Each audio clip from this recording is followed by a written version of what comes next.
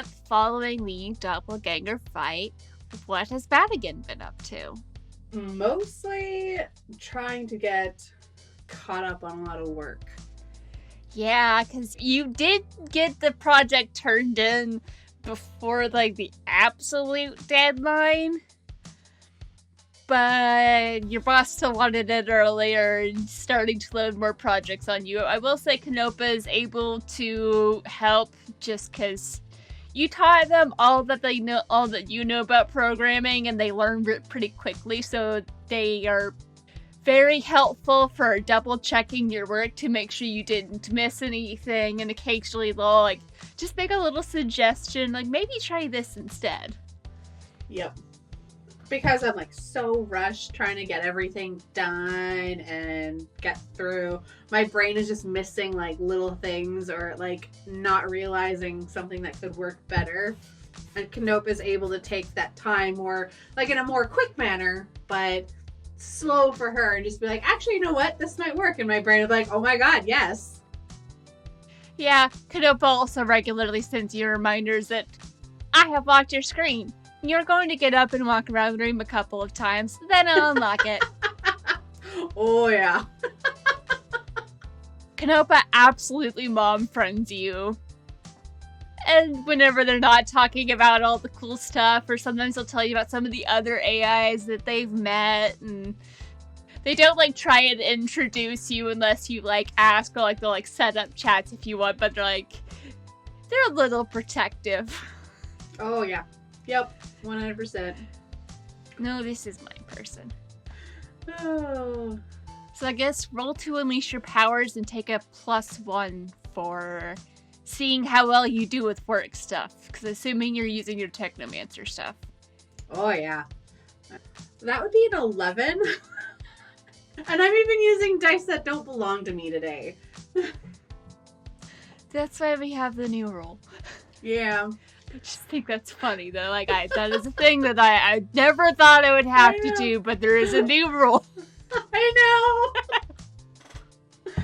know. So during this month, I think you do get a lot of work thrown at you, but you are able to keep up with it. Canopa helps a lot in the beginning as you're getting used to just this different, like, kind of work that you're having to do. But probably near the end of the month, you aren't having to, like, rely on them as much. They basically helped you transition your brain from tech support to programming. Oh, yeah. Yep. And told you a lot of random fun facts about space. Which is great. Because they're fun. Space is cool. Space is very cool. Have you asked Canopa to, like, look up anything, like, unrelated, just because I imagine Canopa's really good at finding stuff on the internet? I'm pretty sure the bulk of my requests have been, please send me some really cool pictures of, like, some stars or star clusters or galaxies, or if you see any, like, really sweet shooting stars or asteroids shooting by, send me them! And those are, like, some of my favorite pictures. You get, like, 3 to 4 zip files immediately upon asking this. Oh, that's gonna have to go on a whole different drive. I'll just say they've set up a virtual hard drive for you that's just for pictures. Perfect. Yeah, so just this virtual space you have that's full of pictures of the stars, and occasionally there'll be, like, alien spacecraft, or just, like, an alien that's just, like, staring curiously. Yep. Oh, yeah. At the station. A lot of the, just, like, the star ones or big, crazy colored star clusters or whatever. Madigan's favorite thing to do is she's got a little projector, and she projects them on the ceiling of her bedroom. So she projects them on the ceiling and just looks at them and just watches them while she's trying to sleep. Yeah. Canopa especially will, like, occasionally has taken a small shuttle off of the station to go get, like, pictures of star clusters from, like, maybe an angle that no one's ever looked at before or something like that. But they regularly try and do that for you because you're their best friend. They have lots of friends. You're still the best friend. My best friend's an alien from outer space and artificial intelligence. It's great. Not a lot of people can say that. Yeah. I imagine there's also some training with Captain Formidable, and I remember at some point we did discuss that you do know a place where you could go to get more information on the Night Render. It was like some place that you had like hacked into. Oh, yeah. Yeah, I don't know if we specified where, but I did say you do remember where. If you want to go and attempt to do more research on that. Yeah, I definitely want to look up some research on that. So you go back. I'll say it's just... There may not be a bus that travels there anymore, but like the bench that was the bus stop is still there. It's just a random spot in the middle of town. So you go there, sit there with your tablet, and I'll say roll to unleash your powers to get into the system, and then we can either assess or pierce the mask to see what you find. So I got a 5 on unleash my powers. So let me quickly mark that off. You get some American experience. Congrats. I know. You know you've gotten into this program before. It's like trying to hack into a brick wall with a toothpick. You just cannot get in. And it's kind of intimidating. And I'll say this is... I feel like it makes you a little insecure. Because, like, I thought I was good. I got into this years ago. Why can't I get into this now? Alright. Do you go back and try again, or... Yeah, I'm definitely going to try again. I'll say it's a month, so I'll give you 2 more tries. Okay. So an 8. Alright. You either mark a condition, or it's unstable, or temporary. I feel like temporary makes sense. Yeah, temporary is good. So, you are able to briefly get into this system and, like, find some files on the Night Render. Roll to assess the situation. Like, what you're able to glean about the Night Render. Just dropped my dice into the garbage can. Oops. Come here, you. They're like, we failed the roll. We must go. Oh, that was a 7. Alright, so on a 7 to 9, you get to ask one, and this is geared towards the Night Render specifically. The Night Render and your investigation surrounding the Night Render. Yeah. What here can I use to help us move further in our investigation with the Night Render? You do some digging on this trip, and you do find information on the heroes that faced off against and then ultimately defeated the Night Render. They were known as the Infinite Side.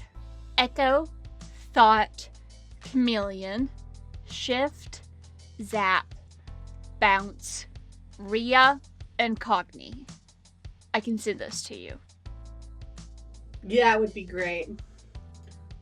They didn't all work together before Rhea and Cogni came looking for something, and then the 2 groups joined alongside them, faced down the Night Render. You are able to get that a little bit before you just get very politely booted out of the system. Dang it. Yeah. Oh well. Hey, at least I'm not rolling as amazing. Yeah, hey, you might actually get to level up eventually. Well, I have advanced twice. Okay, gotcha. Yeah. Yeah, so if you would like to do one more go for the 3rd time that you're able to get there, see how that goes. That would be another 8. I'll say this time, roll to pierce the mask. That'd be a 10. Alright, on a 10 plus, you get to ask 3. You're digging and you're able to find notes from someone who was able to get into the organization that built up around the Night Render, and maybe even occasionally got eyes on the Night Render themselves. What were they really planning? Like, I know some people had an idea of what they could possibly be planning, but what did this person find out that they were really planning? So there were a lot of people that built up around the Night Render who were like very much against supers and so on and so forth. Some of these notes mentioned that the person who took these notes doesn't believe that the Night Render was against all supers. Yes, they did expose a handful for corruption and accepting bribes and extortion and just being not good people, but there were also others they could have targeted that they didn't, as well as a couple of heroes that it looked like they warned people off of, like, hey, no, we don't mess with them. So I think it was more of the Night Render kind of jumped onto that bandwagon and was using it to spread control. Wanted to control and reshape things into what they think the world should look like, maybe. Okay. Using that information, like, how did they plan to try and move forward with this, with what they wanted to do? What do you intend to do? What did they intend to actually do to follow through with their plans? The notes include that on top of trying to take over, like, the popular control and spread influence that way, the Night Render was also working on something that would allow them to spread their influence much more directly, and it would have been unstoppable. That was why Rhea and Cogni were sent, to make sure that didn't happen. And what he was going to use was basically inundate the atmosphere with void matter. For the how could I get your character one, can I rephrase it as how could I use this information to help us move forward with our investigation with it?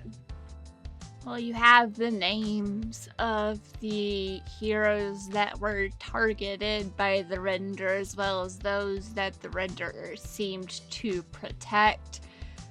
Yeah, their records weren't quite as good back a couple of generations ago, but having those names, you could start digging and maybe find commonalities to figure out what connection the Night Render had to these individuals, if any, and maybe have they always been the Night Render, or you now have names that could lead to more answers and people that you could talk to get those questions answered.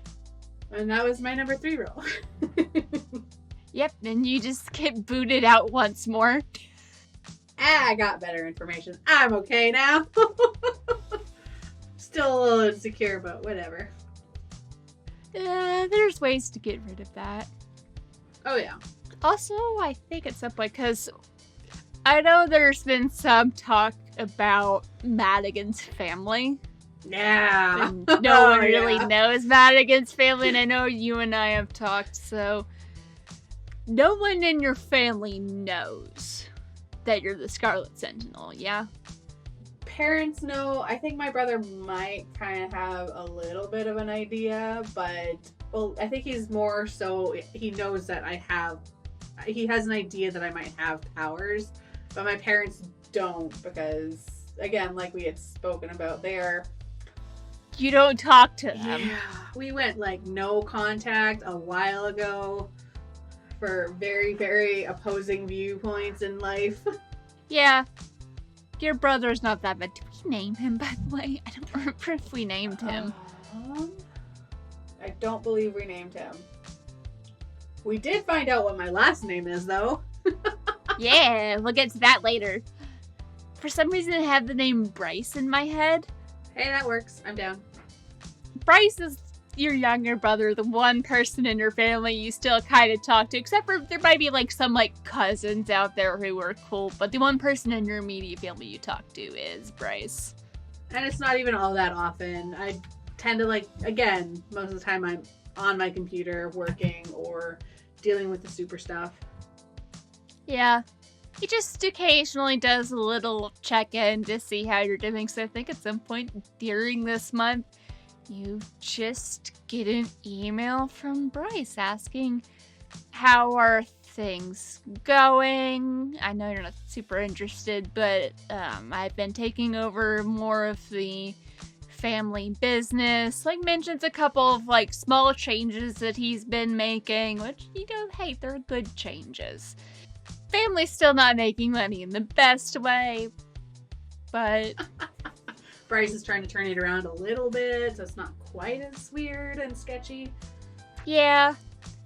Lets you know about that. Just maybe like a brief mention of your parents going on holidays somewhere very ritzy and expensive, although there's part of you that's almost 95% sure that your parents will be on opposite sides of whatever city they're in. Oh, probably, yeah. They don't sleep in the same bedroom anymore.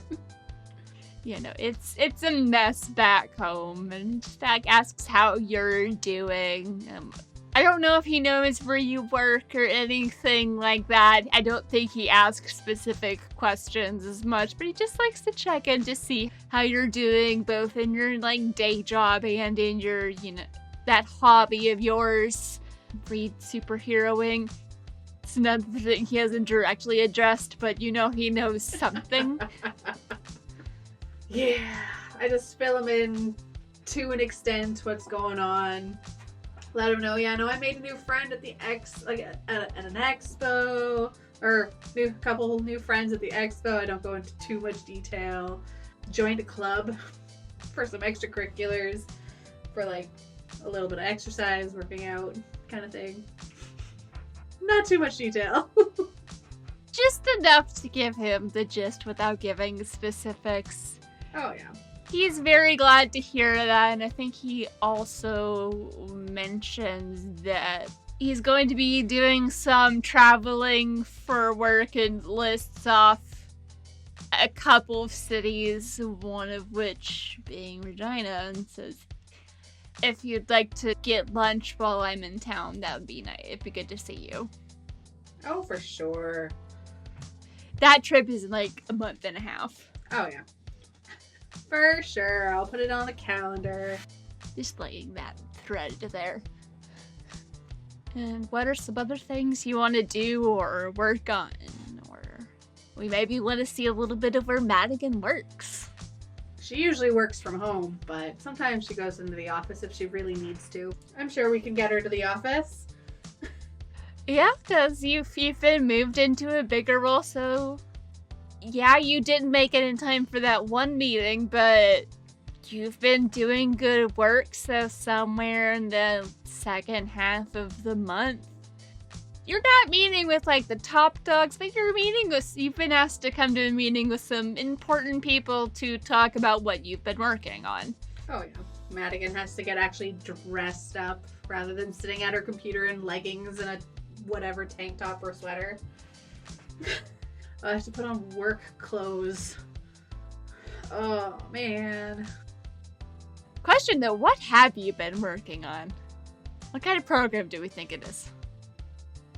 Ooh, I would say some, like, security firms, tech and stuff like that. Like, for, like, some general, like, security firms that deal with confidential information with just general public, or... Yeah. That works. Because I feel like we could definitely use that somewhere down the line. Yeah, so you've been working on a couple of different security tools for, I don't know, maybe it's like an HR company or something that deals with like a lot of like private personal information. Hey, yeah, that works. Like, if someone were to hack into it, it would make it really easy for them to like steal someone's identity or something like that, or find out where they live or dependents and blah blah blah blah blah. Yeah, that would be bad. Would be really bad. Yeah. So I don't go out. Yeah, also with HR and recruiting is might have the bank information for direct deposits. Oh yes. Yep. I had to sign a lot of waivers and I had to get a lot of security stuff put onto my personal computer. A lot. Oh, yeah. Which is why Canopa has to help from your tablet. Yeah. The security does not know what to do. Yeah, so Canopa's just like, yeah, I'll hang out over here so when they're helping you, like, have the screen of your tablet pointed at your computer screen. It's a little scary trying to get into that. It's a little spiky. Yeah, you gotta be careful, but... Oh, yeah. As you're at this presentation, you've dressed nice and professional. There's very rich people in the room. Long sleeve to hide my tattoos. Yeah. You've at least, like, pulled your hair back, maybe, like, braided it or done something to tame the floof. Definitely would have to braid it, because that floof is wild. This is very floofy. Yeah. Digda gave you a couple extra little head boops on the... Like, she booped you with her head. And a couple extra times for good luck. Their favorite sparkles all over my pants as I was leaving. So I've got, like, white and gray and black fuzz all around my ankles. Lit roller in the car. Let's be real. You just have a lit roller in your car and then one at your desk. Honey, have you ever owned cats? That doesn't help. Yeah. Fair. That's fair. Yeah, I left for work one day after lint rolling in the bathroom. Walked the 10 feet to the door. Walked out the door, looked down, I was covered in cat hair again. I didn't touch a cat. There was no cat around me as I was leaving. I walked out that door and I was covered in cat hair again. So much hair. It's a lot of hair. Sometimes I wonder, like, how do you still have fur on your body with how much I know! I know, it's crazy. Your boss is giving you a chance to give that part of this presentation explaining how it works, so roll to comfort or support. As you are at this big, impressive presentation. That would be an 8. So on a hit, they hear you, they mark potential clear condition or shift labels, blah, blah, blah. You're a little nervous. You're not used to doing these kind of presentations, but you do a pretty good job. Occasionally your boss will step in a little bit to help translate to business person jargon. I don't do business person jargon. I do techie tech real good, but actually talking to someone who needs dumbing down and more professional stuff, I get very tongue-tied. Yeah, but you do pretty well, and afterwards your boss is like, you did good in there. I know they're a little intimidating the first time, but you did good. It's peopling. I don't do people. I wish I didn't have to, but unfortunately I'm apparently good at it, so I'm stuck doing it. Yeah, I get the whole intimidation thing, apparently. Standing at like 6.5 feet tall, towering over many people. Picture you're walking side by side and he's just looking up slightly. I can see that. And office garb, not my thing. I'm a little uncomfy. Yeah, that's fair, but you are doing really well in this programmer role. I knew it was a good move promoting you over. I would like to, once you've got your feet more underneath you, maybe get you working on some bigger projects. Sounds awesome. Keeps me busy, keeps me at my computer. Yeah, you've got some serious skills, and I look forward to seeing what you can do. I mean, there's a little nervous there at the beginning, but you've adjusted to the learning curve pretty well. Fantastic. I definitely have learned quite a bunch of new stuff this last month. Well, claps you on the shoulder. You better get used to it. It doesn't slow down. I don't mind the learning stuff. It's the talking stuff that I can't deal with very well. Fair enough.